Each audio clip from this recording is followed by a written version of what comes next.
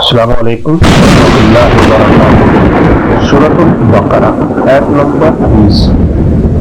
آیت نمبر 19 کے اندر اللہ تبارک و تعالیٰ نے منافقین کے لیے ایک مثال بیان فرمائی کہ ان کا حال ایسے ہے کہ جیسے آسمان سے بارش ہو، اندھیرا چھایا ہوا ہو، بادل گرج رہے ہوں، بجلی چمک رہی ہو، اور اندھیرے میں جب بادل گرجتے ہیں تو ہمارے خوف کے کہیں موت نہ آ جائے، اپنے کانوں کے اندر انگلیاں ڈال لیتے ہیں۔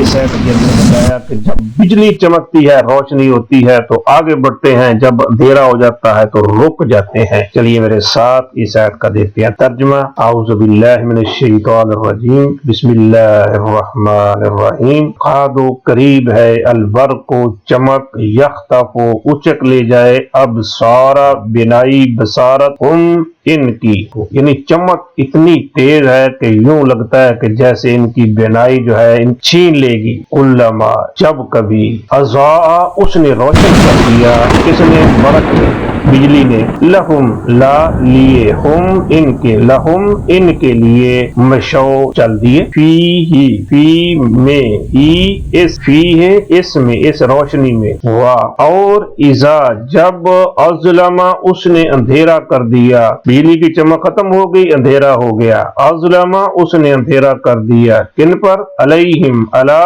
اور ہم، علا کے معنی پر اور ہم ان، علیہم ان پر، قامو کھڑے ہو گئے، قاما وہ کھڑا ہو گیا، قامو جمع ہے وہ کھڑے ہو گئے۔ اب یہ چمک کیا چیز ہے؟ گرج کیا چیز ہے؟ گرج سے تو ہم نے پڑھا تھا پچھلی آیت میں کہ ایسے احکامات جس سے ان کے مفادات پر زد پڑتی ہے، اور چمک ایسے کام جن سے انہیں دنیاوی فائدے حاصل ہوتے ہیں۔ منافق کیونکہ اس لیے مسلمان نہیں ہوا تھا کہ وہ سمجھتا تھا کہ اسلام سچا مذہب ہے، بلکہ وہ تو صرف اس لیے مسلمان ہوا تھا کہ دنیاوی فائدے کے لیے مسلمان ہو گئے، اور جب انہیں کوئی دنیاوی فائدہ نظر آتا ہے تو وہ آگے چل پڑتے ہیں، اسلام پر عمل کرنا شروع کر دیتے ہیں۔ جب انہیں دیکھتے ہیں کہ ہمارے مفادات پر زد پڑتی ہے تو رک جاتے ہیں۔ جیسے نہیں عبداللہ بن ابی جنگ احد کے موقع پر راستے سے ہی اپنے 300 بندے لے کر واپس پلٹ گیا۔ اللہ بڑی قوت والا ہے، اللہ تعالیٰ کی یہ شفقت اور رحمت ہے کو نظر انداز کر دیتا ہے، ورنہ چاہے تو جن کانوں سے انہوں نے گرج کو سن کر رک گئے اور جن آنکھ سے چمک کو دیکھ کر آگے بڑھے، وہ چاہے تو کانوں کی سماعت کو چھین لے اور آنکھوں کی بصارت کو۔ واہ اور لو اگر، شاہ اس نے چاہا ماضی ہے، لیکن لو چونکہ شرطیہ ہے اس لیے ترجمہ اس کا ہم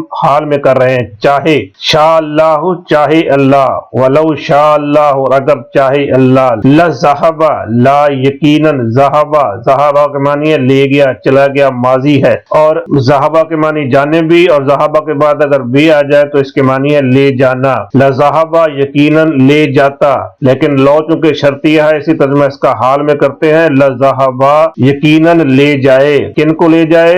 بسمعہم، بے کو سمع کان، سماعت، ہم ان کی، بسمعہم ان کی سماعت کو، اور ابصارہم ابصار بصارت بینائی، ہم ان کی، وابصارہم اور ان کی بینائی کو۔ اللہ بڑی قوت والا ہے، انا یقیناً پکی بات ہے، اللہ ان اللہ یقیناً اللہ علی پر، کل ہر شیء چیز کے، قدیر قادر ہے، اللہ ہر چیز پر قدرت رکھتا ہے۔ جو ترجمہ ایک بار پھر دیکھ لیجئے، یقاد البرق قریب ہے کہ چمک، یخطف اچک لے جائے، ابصارہم ان کی آنکھوں کو، کلما جب کبھی، اضاء اس نے روشن کر دیا، لہم ان کے لیے، مشو چل دیے، فیہ اس میں، وَإِذَا اور جب، اظلم اس نے اندھیرا کر دیا، علیہم ان پر، قامو کھڑے ہو گئے، وَلَوْ شَاءَ اللَّهُ اور اگر چاہے اللہ، لَذَهَبَ یقیناً لے جائے، بِسَمْعِهِمْ ان کی سماعت کو، ان کی، وَأَبْصَارِهِمْ اور ان کی آنکھوں کو، ان اللہ حقیقت ہے اللہ، واقعی اللہ، علی کل شیء ہر چیز پر، قدیر قادر ہے۔